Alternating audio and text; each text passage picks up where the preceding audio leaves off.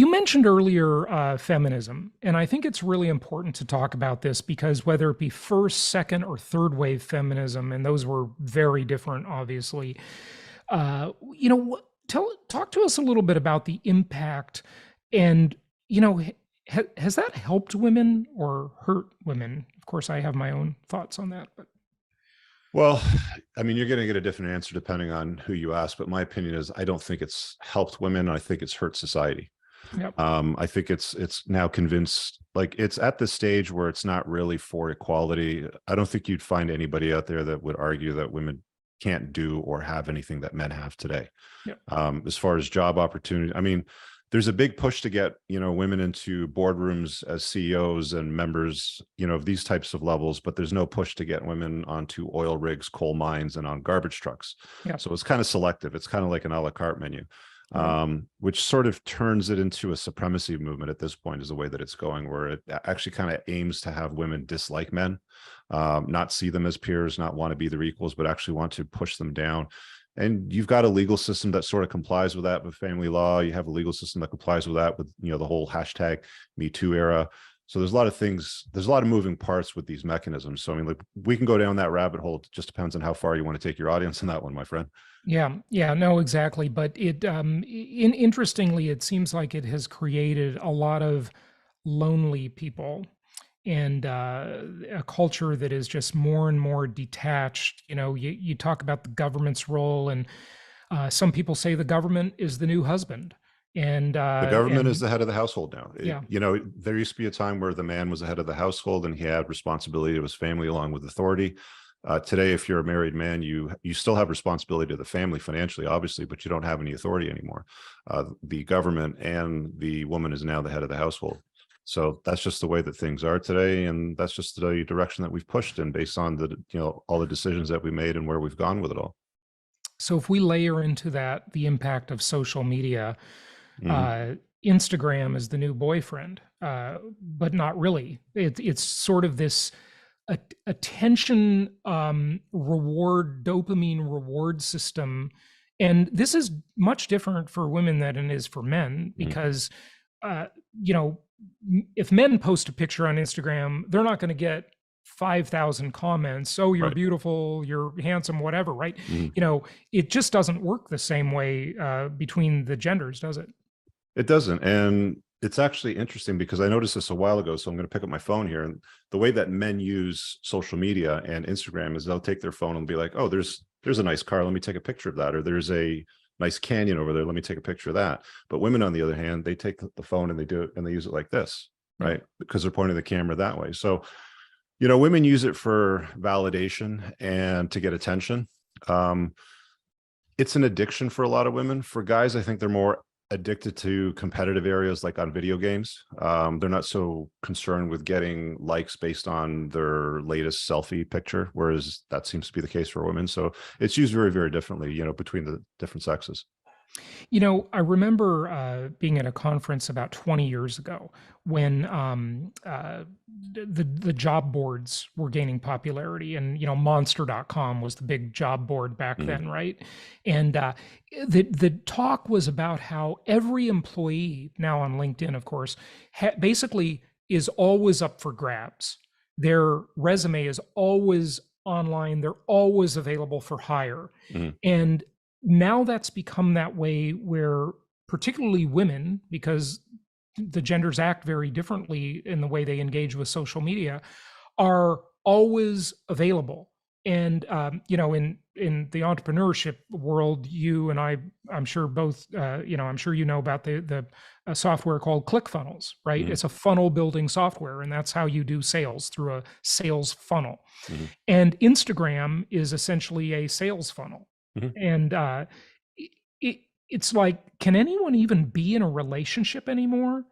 Because if they have a social profile and they're on Instagram and they exhibit this massive amount of narcissism where it's Mhm. just all these like selfie pictures, Mhm. it's just frankly weird. I mean, if someone looked at this, if someone time traveled from a couple decades ago and saw this, they would think, have people gone nuts? I mean, this is just like, take it out of context and Look at how weird this is, the culture we live in. Yeah, it is weird. I'm glad that you mentioned that, because one of the things that I talk to a lot of guys about, especially when they're contemplating a relationship or if they're contemplating inviting a woman into their life as a mother and, forming a family, is one of the conversations you have to have when she comes at you and says, hey, Jason, where do we stand? I want to be exclusive with you. I don't want to share you, blah, blah, blah, sort of thing.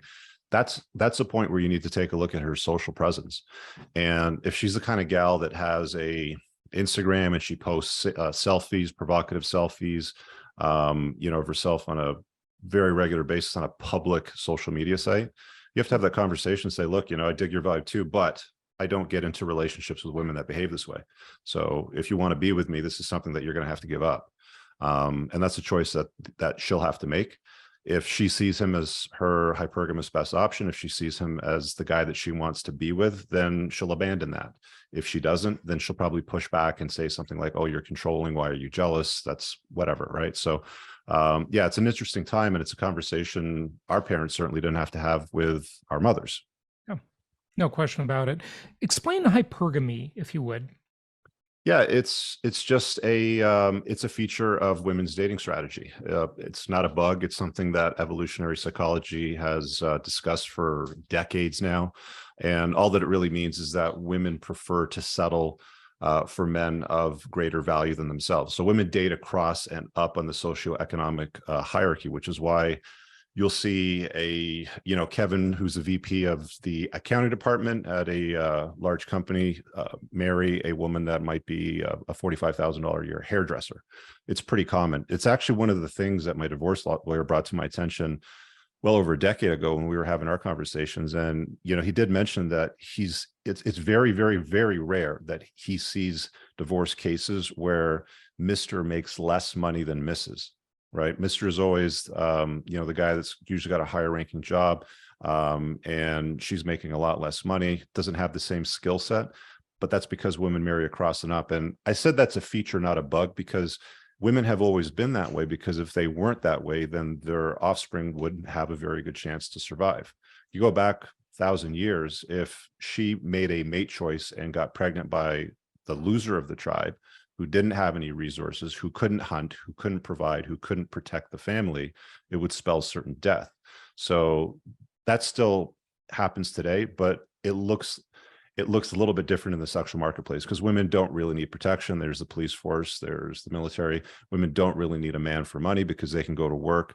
But they still prefer to date across and up, which is why one of the complaints a lot of the gals have today, a lot of these professional women that have, gone and chased excellence, and they've got their degrees, and they're 35 years old, is they're making good money. They're making great money. They're making $100,000, $200,000 a year, and they're having a very, very hard time finding a guy that is willing to, marry them and start a family with them. But what they fail to realize is the guys that they're looking at, the 35, 40, 45-year-old guys, are looking at women as beauty objects, because that's the difference between men and women. Men see women as beauty objects, and women see men as success objects. So again, women are hypergamous. They look up at guys, whereas men look at beauty because they're looking at women for fertility reasons. So these guys around their age or a little bit older are generally dating younger women, especially if they're successful and they got their head screwed on right. Yeah, it's interesting how sort of incongruous the genders are in terms of what they're looking for, right? That is, they're complementary, and they've always been complementary. It's just that the way society is sort of moving today, it's masculinizing more women and it's feminizing more guys. So there's a pretty big divide. So what you were talking about earlier at the start of the show is, there's going to be more households with 2 toasters and 2 couches, and probably kids moving back and forth, or in some cases, scenarios where it's just a single parent household and one parent is just moving their resources to the other parent. So that's where we are today, but I don't know where they're going to go with that. Like, how are they going to double down and split that scenario so that they can double up on, tax revenue and, job creation, all that stuff. You really can't go very much farther after you split up the family. Yeah. They've already sort of maximized that. Unfortunately, it's child labor. Maybe. I don't know. Yeah. We're going to have 9-year-olds with their own houses and couches and toasters. Who knows what they're going to try next? Maybe those kids have rights, they, who knows? I really hope you guys enjoyed that clip. If you want to watch the full length podcast, you can find that over here, that clip's from. If you're newer to the channel, make sure you hit subscribe subscribe over here, and pinned down below in the top comment, you'll find a bunch of useful links to my website, my supplement line, books, and a bunch of other stuff. Have an amazing day. Peace out.